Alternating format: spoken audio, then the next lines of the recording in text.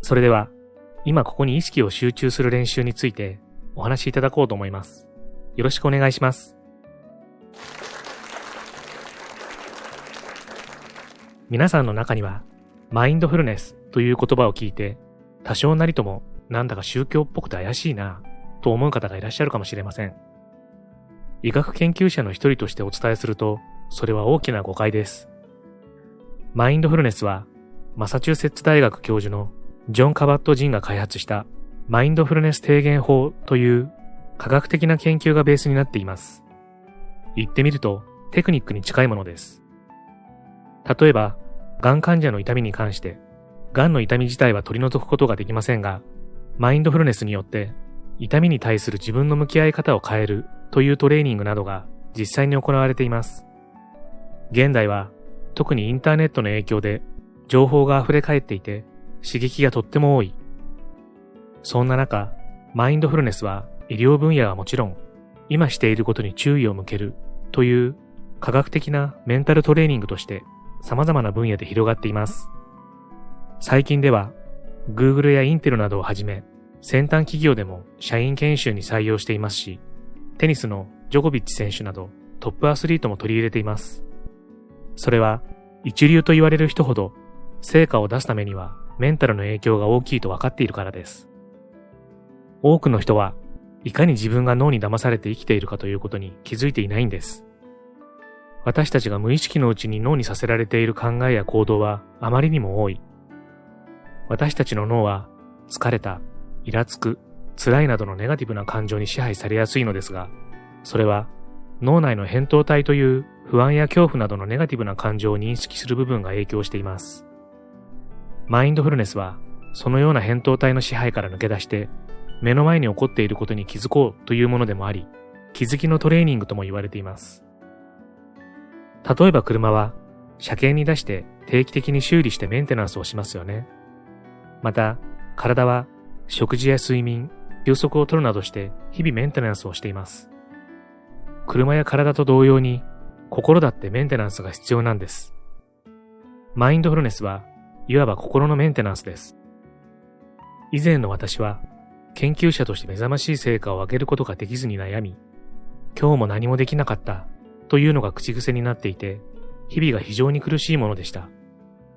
ですが、マインドフルネスに取り組むようになって、注意の向け方が変わり、これまで無意識にやり過ごしていたことに気づくようになりました。自分にとって何が満足で、何をしたら一日を満足して終えられるかに意識が向き、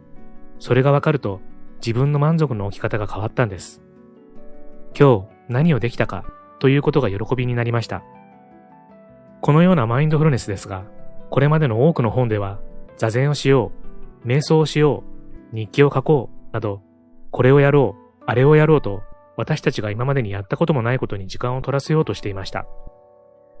ただでさえ、仕事や家事、子供の世話などに追われて忙しいのに、マインドフルネスに取り組むとなると、その過密スケジュールの中に、さらに予定を詰め込まなければならない、と思ってしまいがちです。ですが、実はマインドフルネスに取り組むことはとても簡単。生活の中のどこか小さな部分にまず働きかけるだけでいいんです。電話がかかってきたとき、食べるとき、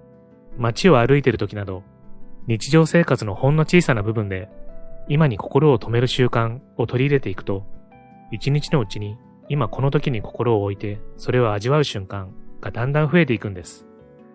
忙しい毎日の中にあっても、心を見失わず幸せで安らかでいられるように、暮らしの小さな瞬間を味わって楽しめるように、53の練習を考えました。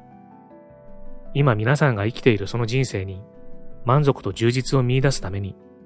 毎日少しずつマインドフルネスの練習をしてみませんか？こんにちは、ハピケンことハッピー研究所のショウです。今回は、今ここに意識を集中する練習、心を強く、柔らかくするマインドフルネス入門という本をご紹介したいと思います。ハッピー研究所でもマインドフルネスについては何度も取り上げましたし、今ここというキーワードにはとっても注目しています。マインドフルネスの本についてはいくつか方向性があるのですが、大きく分けると自分自身の声に向き合うための瞑想によったものと、今ここにフォーカスし心を豊かにするに重きを置いたものがあります。本書は後者の方で、実生活の中でいかに今ここを大切に感じていくかというコンセプト、かつとても実践的な項目ばかりで、本当に今すぐに始められる内容になっています。著者であるベイズさんは、小児科の医者で瞑想の指導者でもあり、妻でも母親でも祖母でもあります。ですから、日々の暮らしがどれほど大変で煩雑なものかもよくご存知で、より身近に始められる方法を考えられたのだと思います。本書には全部で53のマインドフルネス練習方法があるのですが、その中から面白くてすぐできる3つの内容をご紹介したいと思います。レッスン1、利き手でない方の手を使う。毎日のごく普通の動作を利き手でない方の手を使ってやってみましょう。例えば、歯を磨く、食事をする、髪を溶かすなどの動作を利き手でない方の手で行います。さらに頑張ってみようと思う人は、字を書くことや箸を使うことにも、利き手ではない方の手で挑戦してみてください。利き手でない手で苦労しながら何かをしてみると、不器用な人やうまくできない人に対する共感が生まれます。体が不自由な人、怪我をした人など、それら多くの人たちが苦労する単純な動作が、自分は当たり前のようにできることのありがたさに一瞬で気づくのです。利き手でない手で箸を使って2時間以内にこぼさずに食べ終えようとしたら、全神経を集中しなければなりません。きっと普段の自分のおごりが身に染みると思います。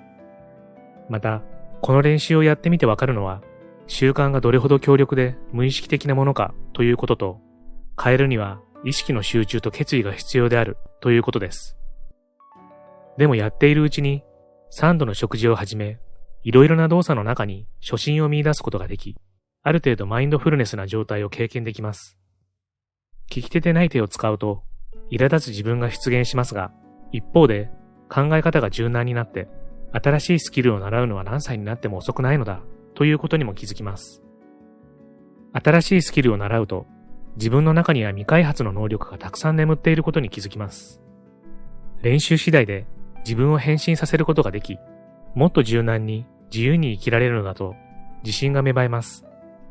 努力する気持ちさえあれば、自然が与えてくれたスキルを目覚めさせて、やがて日々の生活に生かすことができるのです。レッスン2、青いものに目を留める。身の回りにある青い色に注目してみましょう。空のように明らかな青だけでなく、微妙な青や色合いの違う様々な青を探してみてください。青い色に意識を向けると、青い色がますます鮮やかに見え、しかもあらゆるところにあることに気づきます。このレッスンを行った多くの人が、青い色を探すことを思い出して、周りを見回すと、青いものが目に飛び込んでくるみたいだった。かすかなものから明らかなものまで、思いもかけない場所に本当に多くの青い色があることが分かった、と話していました。空という巨大な青い器は、視界の大きな部分をいつも占めているのですが、私たちは普段、ろくに目を向けません。この練習をすると、空の青さに改めて感動できるようになります。チベット仏教では、人の本質は輝かしく澄み切った広大な空のようなものだと教えています。青を意識することで何かにとらわれることなく、本質を深く見ることができる心を取り戻せるのです。レッスン3、待つ時間を生かして使う。レジの前に並んでいるとき、遅れている人を待つとき、パソコン画面の砂時計のアイコンが消えるのを待っているときなど、様々な待ち時間を利用してマインドフルネスを練習することができます。待ち時間でできるマインドフルネスの練習の一つは呼吸です。2、3回深い呼吸をして待たされる不快感や相手が遅れるかもしれないという懸念によって生じる緊張をほぐします。呼吸を感じるのは体のどの部分でしょうか？鼻、胸、あるいはお腹でしょうか？その部分に意識を集中して、それらが常に変化していることを意識します。待たされることに不快さを感じていると気づいたら、自分にこう語りかけましょう。なんてありがたい。思いがけずマインドフルネスを練習する時間ができた。と。待たされるというのは、大抵はネガティブな感情を生みますが、それをマインドフルネスの練習のための自由時間という恵みに変えることができます。イライラなどのネガティブな感情を消し去るだけでなく、数分間ずつの余分な練習で日々その効果が得られるので、二重の恵みと言えます。この練習を始めると、まずネガティブな思考に伴って体に変化が起こることに気づくと思います。待たされていると苛立ちなどが生じます。レジの列に並んでいると、自分より前の人たちや動作の遅い店員に対する怒りなどが湧いてきます。しかし、そこで踏みとどまって、それらのネガティブな感情に心を占領されないようにしていると、習慣化してしまった不健全な心理のパターンが次第に消えていくんです。また、私たちの多くは自分の価値を生産性で測ろうとする傾向があります。今日一日何も成し遂げなかったら、つまり掃除もせず、洗濯もせず、お金も稼がず、買い物もせず、料理も作らなかったら、その日を無駄にしたような気がして、自分はダメな人間だと思ってしまうのです。自分という人間が存在して、今この時に生きているということに対して何の評価も与えません。こういう考えをしていると、待つことがフラストレーションの元になります。こうしている間にあれもできたのに、これもできたのにというわけです。あなたにとって大切な人に、私に一番何を求めるかと尋ねてみたら、どんな答えが返ってくると思いますか？おそらくその答えは、あなたがいてくれること、私を優しく気にかけてくれることというものではないでしょうか。人が存在する価値というものは、それによって生じるポジティブな感情、支えられている実感、親近感、幸福感などでしか測れないのです。忙しく飛び回って生産的であることを一時止めて、ただ静かにそこにいてみてください。自分の周りに意識を向けてみましょう。実際に周りに人がいなくても、自分が人から支えられている実感、親近感、幸福感を感じることができるでしょう。これこそが存在していることがもたらす自然の果実なのです。僕自身、改めて、今ここを感じる方法が50個以上もあることに驚きました。今ここにあることにほんの少し目を向けるだけで、こんなに豊かな考え方ができますし、どれもポジティブな気持ちで見ることができるんです。